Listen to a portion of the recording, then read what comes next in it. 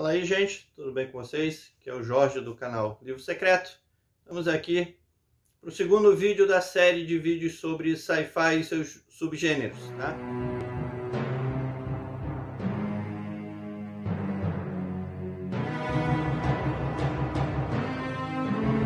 Hoje eu vou falar um pouquinho com vocês sobre o sci-fi soft, né?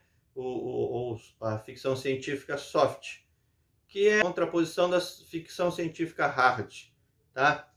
O que seria a ficção científica soft? Para começar, assim, não existe muita diferença temporal quando uma ou outra começaram, tá? Elas começaram mais ou menos ao mesmo tempo. Na verdade, a soft, você pode até dizer que começou antes mesmo da hard, apesar da hard ter sido mais popular no começo do estabelecimento da ficção científica, tá? A ficção científica soft, ela foca mais nos personagens humanos, tá? Na história em si, nas relações interpessoais ou nas relações sociológicas, e deixa um pouco de lado o rigor científico, tá? O instrumental tecnológico, as leis da física, a ciência em si, ela é colocada em segundo plano. Então, e a ciência normalmente que é colocada, ela cai no campo de coisas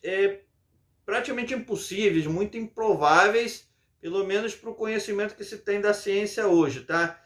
Um exemplo bem prático disso é que um tema muito explorado na ficção científica soft é a paranormalidade, né? Telepatia, telecinese, tudo com bases científicas. Seria alguma coisa genética, mental, alguma coisa da energia e tudo. É muito explorado, assim.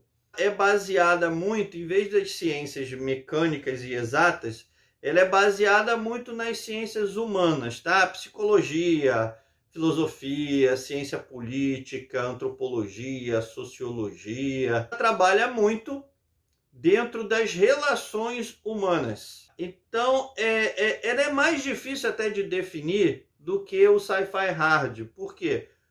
Porque, às vezes, os elementos de ficção científica na sci-fi soft, ele é tão em segundo plano que você, às vezes, até esquece que você está lendo ficção científica. Tá? Você sabe porque teve uma viagem no tempo, ou alguma coisa assim, ou alguém tem poderes telepáticos, mas são coisas mais pontuais. Mas não deixa de ser ficção científica, tá? E aí, ela foi muito usada de forma pejorativa, principalmente por quem gostava da sci-fi hard. Por quê? Porque eles acham que não tem o rigor científico suficiente para ser considerada ficção científica, tá? Uma grande besteira, uma grande bobagem. Todos esses tipos de preconceito, disso, daquilo, são todos bobagens, gente. Vocês podem passar por cima disso tudo, tá? E aí, na década ela vem já, você pode colocar até o Frankenstein de Mary Shelley como o primeiro exemplo de ficção científica soft. Porque a ciência não é o principal na história. O principal é a parte psicológica, filosófica e existencial da obra. O Frankenstein é a única parte científica do Frankenstein, é o monstro do Frankenstein, mas ele é usado para desenvolver todo um conceito dentro do livro. Por isso ela é considerada soft sci-fi e não hard sci-fi. Ele não fica explicando como é que ele criou a criatura e trouxe a vida à criatura. Isso aí não faz muita importância para a história. Tem até uma explicação científica ou pseudocientífica, como queira, mas não é o mote da história. A história se desenvolve muito além disso aí, tá? E aí na década de 60, principalmente na Inglaterra, na Europa, mas principalmente na Inglaterra, se criou um movimento chamado New Wave Sci-Fi. Por quê? Porque alguns autores lá desmereceram a ficção científica pulp, principalmente o Michael Moorcock, o que escreveu o Elric, ele escreve fantasia também, tá? Eles consideravam a ficção pulp, né, o sci-fi das revistas pulps americanas, descompromissado, de baixa qualidade, histórias muito bobas, muito escapismo. E essa é a opinião deles lá, tá? Hoje em dia as pessoas já não pensam mais assim. Tem muita coisa que foi lançada nessas pulps aí que são considerados clássicos da ficção científica hoje em dia, principalmente alguns contos mais conhecidos. Mas era o movimento deles lá, eles se consideravam nesse sentido mais modernistas, eles utilizavam de mais experimentalismo nesse sentido, literário falando.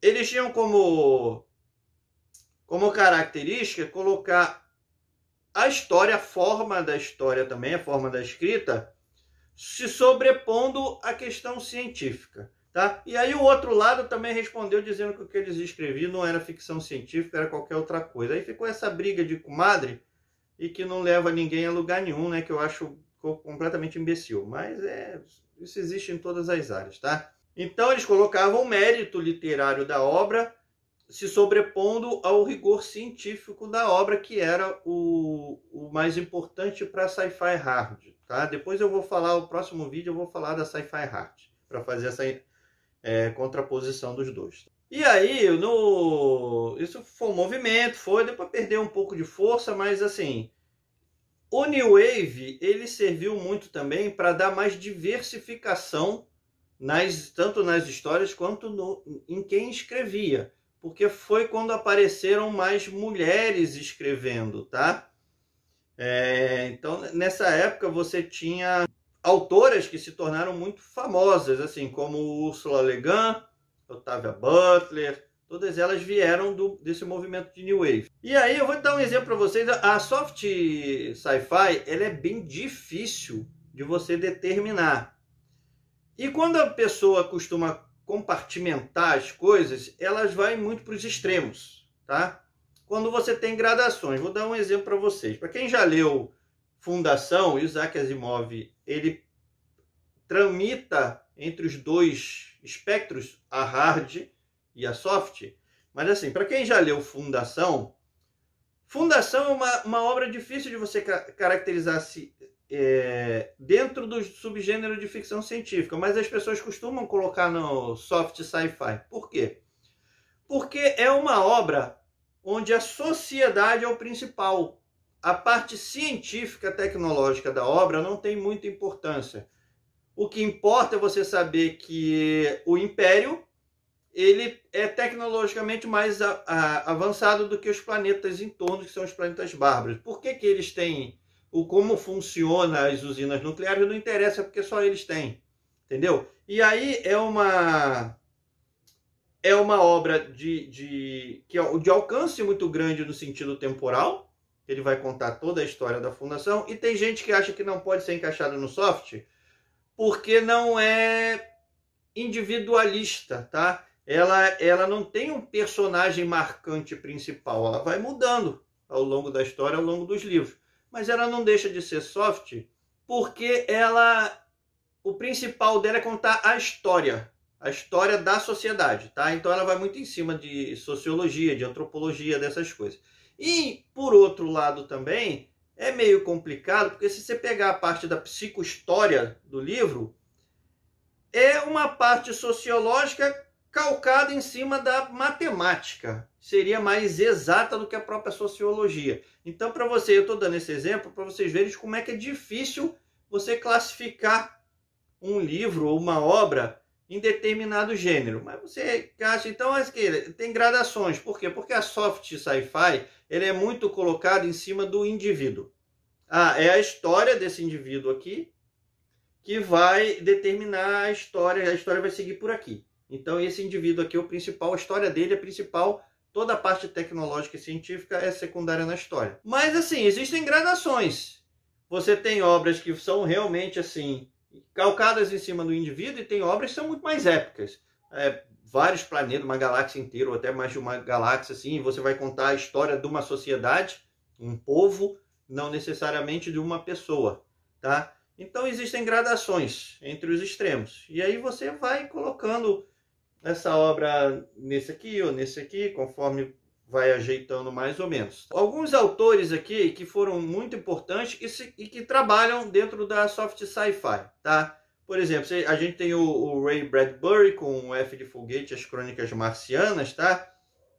que ele utiliza temas bem comuns da hard sci-fi, como colônias planetárias, naves viajando pelo espaço, só que os contos dele são focados nas questões existenciais, filosóficas e psicológicas dos personagens. Por isso ele é considerado soft. Não existe, assim, uma preocupação em explicar como a ciência funciona, como a física funciona, como a mecânica dos equipamentos funciona, tá? Outro também que é para mostrar as contradições, assim, desse tipo de classificação, é que Duna normalmente é encaixado na soft sci-fi.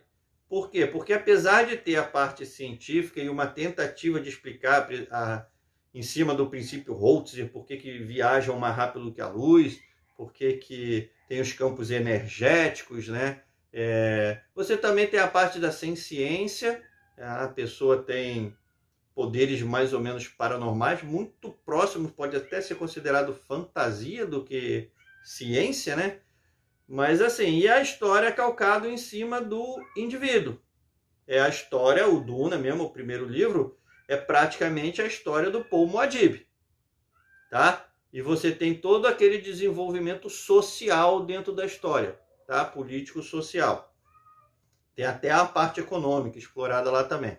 Mas aí tem gente que, porque você não pode considerar hard, porque não tem um rigor na explicação científica dentro da história, como tem em vários outros livros, tá? Que eu vou citar lá quando eu for falar do hard sci-fi, tá? E aí você, na Ursula Le Guin, que eu já citei, você tem aquela série dela, o Echo-Man, que é bem característica disso, e você tem A Mão Esquerda da Escuridão, que é um exemplo bem fácil, bem conhecido das pessoas, para você ver o que seria o soft sci-fi.